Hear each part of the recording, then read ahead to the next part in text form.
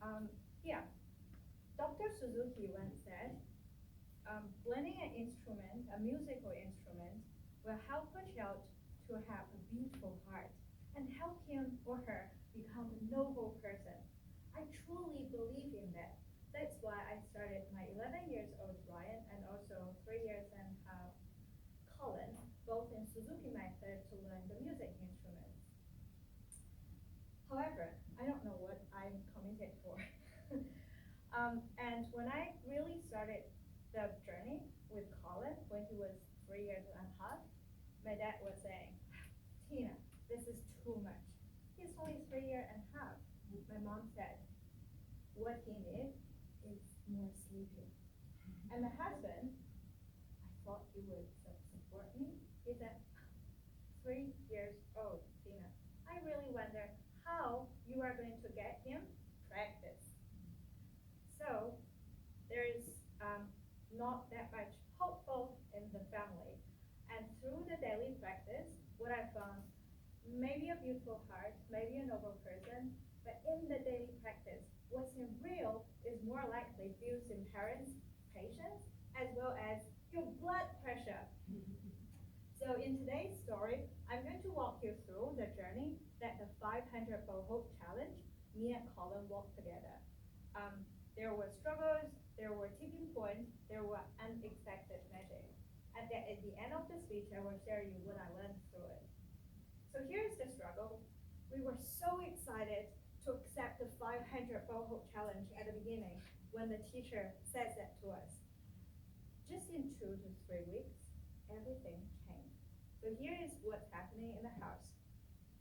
Colin, practice time. What, huh? I said, bow hold, really exciting. Nah, I'm going to play with my digger, bye. Tried a few times, not only me, but the teacher as well. So the teacher says, Colin, we just do one bow hold, I'm going to give you a sticker. Colin said, mm-mm. The teacher said, 2 stickers. And Colin goes, right position, thank you, lesson finished. And I was shocked.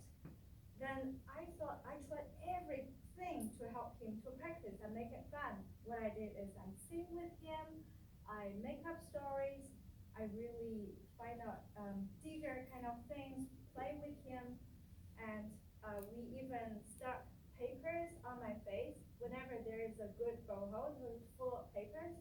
However, to your surprise, none of the games stayed and survived for 2 days. So every day I need a new game to encourage him to do the bow hold practice. And that makes me feel so exhausted. And at one of the a day, the teacher was saying, oh, seriously, Tina, 3 bow holds the whole week practice? When are you going to get 500 bow hold? And so that I can help him to put the bow on the violin to keep on teaching.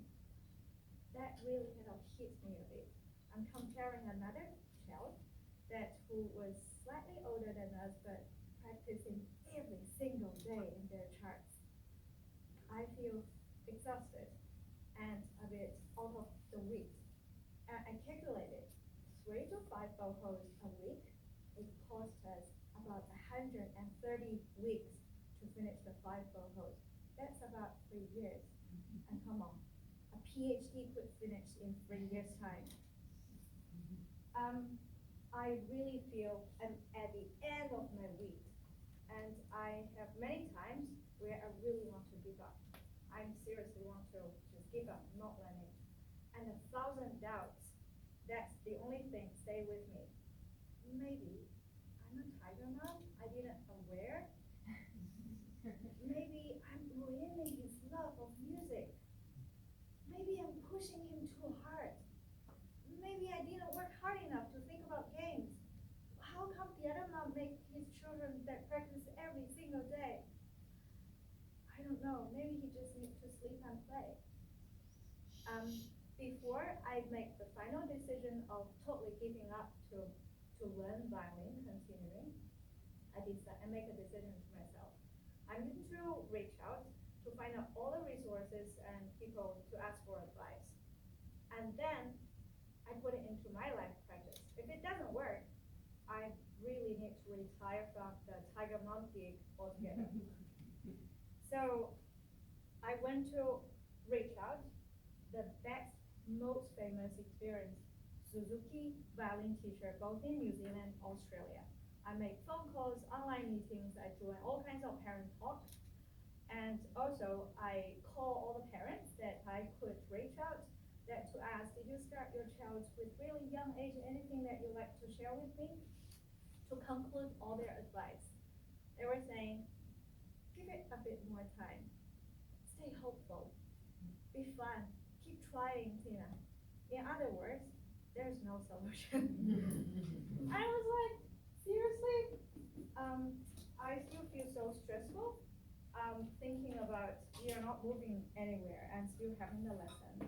So I decided to go to his own teacher, Jess, and for all my stress and doubts and assumptions that she might think I'm not a responsible parent at all, to her. So after the discussion, we get agreement. Jack said, let go of the 500. Just try to enjoy more about the practicing, even one boho a day. And yeah, let's see how far it will go. Otherwise, we may give up next year.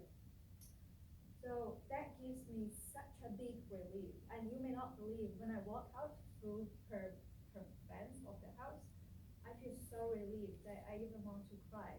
I feel like I tried so hard. And then here is the unexpected magic that by then I didn't know it's gonna happen.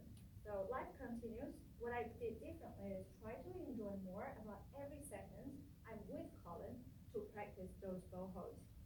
And I also be very curious about why he is so much willing to practice all the rhythm practices were the songs, but not the bohos. Suddenly I realized, well, he is mainly dominant hand is left hand, but violin always you need to do the right hand with such a kind of unbalanced and hard one.